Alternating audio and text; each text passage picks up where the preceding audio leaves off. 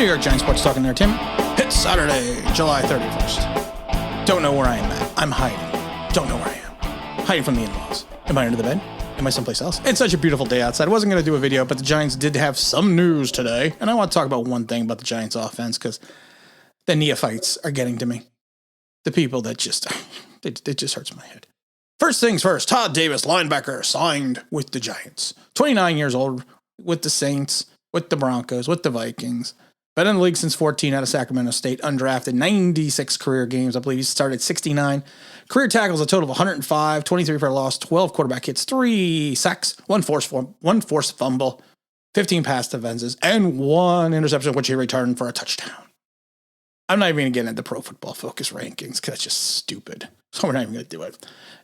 Good veteran linebacker, kind of a filler guy right now because of the fact that we got Blake Martinez on the PUP. You got, on the COVID list, you got Reggie Ragland on the PUP. I mean, he's a solid professional linebacker. In 19, he had 136 tackles. In 18, he had 114. He's been fairly consistent throughout his career in regards to playing, I would say, over the last 4 years since 16. He did start in the Super Bowl against the Carolina Panthers, in which they won. So, I mean, he's a good guy. I mean, he's a good guy to have on the team. Again, is he a sexy pick? No. Is he going to sit there and rule the defensive backfield? No. He's just a solid guy who's coming in. He's going to fill a spot right now. I believe he's only 29 years old. If he makes the team, he's a good addition at linebacker. He's not going to give you much in regards to coverage. He's a run stopper. He's kind of like Reggie Ragland, but with a better resume. You know, I mean, the most he's had is 7 pass defenses, which was in 18. I mean, he is what he is. He's a good veteran pickup that the Giants probably should have brought in at the beginning of camp. He didn't have career high in tackles until his career high in tackles started in 18, but then, like I said, he had 136 in 19. So, I mean, but he also played on some bad Denver teams. I'm not holding that against him, but you know, it is what it is. He's a good signing. He's a good pickup. He's a good depth pickup and who could potentially turn into someone that can come in and start for the Giants. Will he be on the final roster? I don't know. But, you know, you just kind of have to wait and see. And I don't want people ordaining him the next great Giant linebacker because that's the stupidity that makes my head hurt.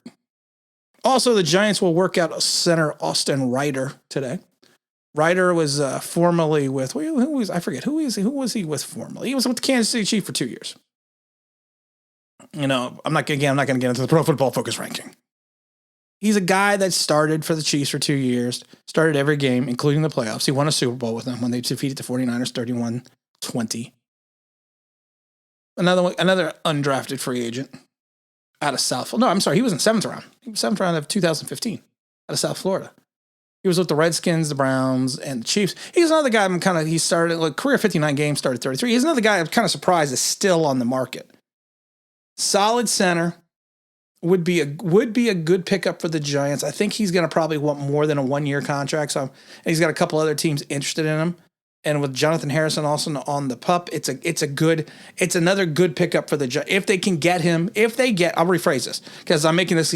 As I'm making this video, he's probably working out. If they sign him, it is a good signing. It is a good depth signing. It also allows the versatility to move Nick Gates back over to guard, and then have Jonathan Harrison and Austin Reiter at the center position. It would be a good signing for the Giants. It would be a good depth signing, potential starter to come in and work with Daniel Jones. Professional. He did tear his ACL in the first game with the Browns in 16. So injury, and that was in 16. So he's been pretty consistent playing since 16. So I'm not overly concerned about his injury history. But if they sign him, that's great. If they don't sign him, I'm not saying it's a mistake, but it's not bad to have that depth, especially right now what's going on with Shane Lemieux. And also, we kind of still have a flux in the line because we don't know what we have. We won't really know what we have or start knowing what we have until the Jet game, the Jet preseason game. So that's what we got to look at. Alfred Morris is coming back.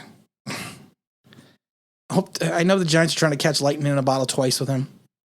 Todd Gurley would have made more sense. The Gurley man would have made more sense. But that's okay. We're not here to make sense. We're not the general manager. We're not general managers of this team. We're not even the general manager in Madden. Because I'd rather play in Madden. I'm a player. I'm OG. Oh, my goodness gracious.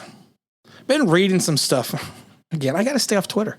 Been reading stuff on this Twitter sphere about how bad the Giants offense looks. The Giants offense 3 days into camp looks horrid.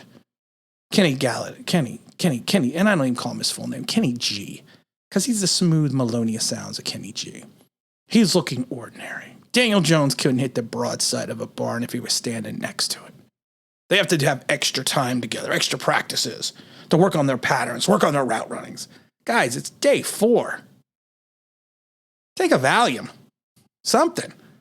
And I know a lot of people do this to get likes and clicks and all that stuff on all these social media platforms. But geez, Louise Marie. How many bad preseasons did Eli Manning have? How many bad preseasons? There was plenty of times that Phil Simms looked horrid in training camp. I think they both won Super Bowls. Technically, there's 4 Super Bowls between the two. I know 90 went to Hostetler, but he didn't come until the end. It'll all mesh together.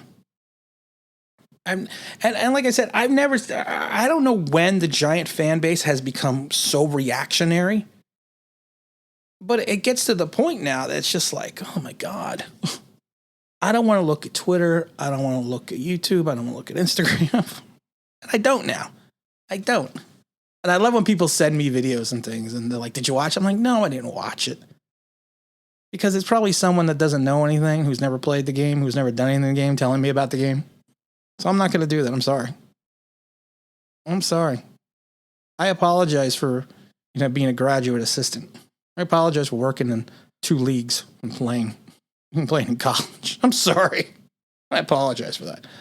So I'd rather watch someone that probably knows nothing tell me something. That's just the way I feel. Whatever. It is what it is. But the Giants offense is going to be fine. They're working out the kinks. If anything, it was funny. Earlier in camp, I was reading things that were saying this is going to be great for Daniel Jones because he's finally 2 years in the same system. And now I'm seeing things that Daniel Jones is struggling.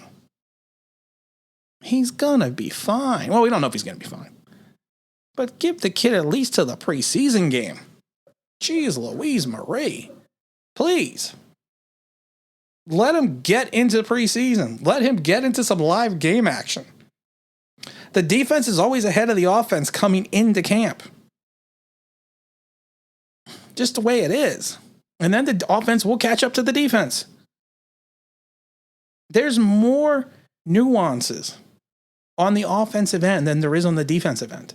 There is more things that require timing.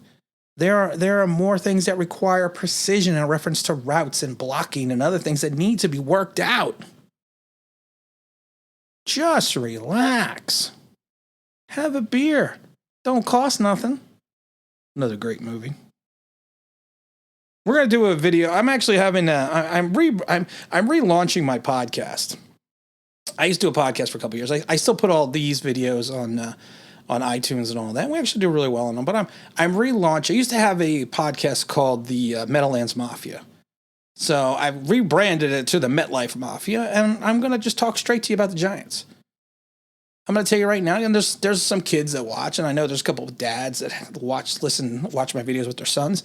This is not G. This is not G-rated. The MetLife Mafia is not G-rated. And I will put a 10-minute preview of it on the on YouTube tomorrow.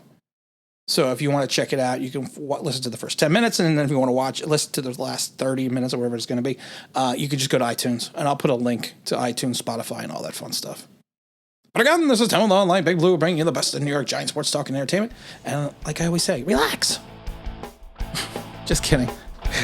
If you could subscribe, you ring that belly thing into things, that'd be awesome.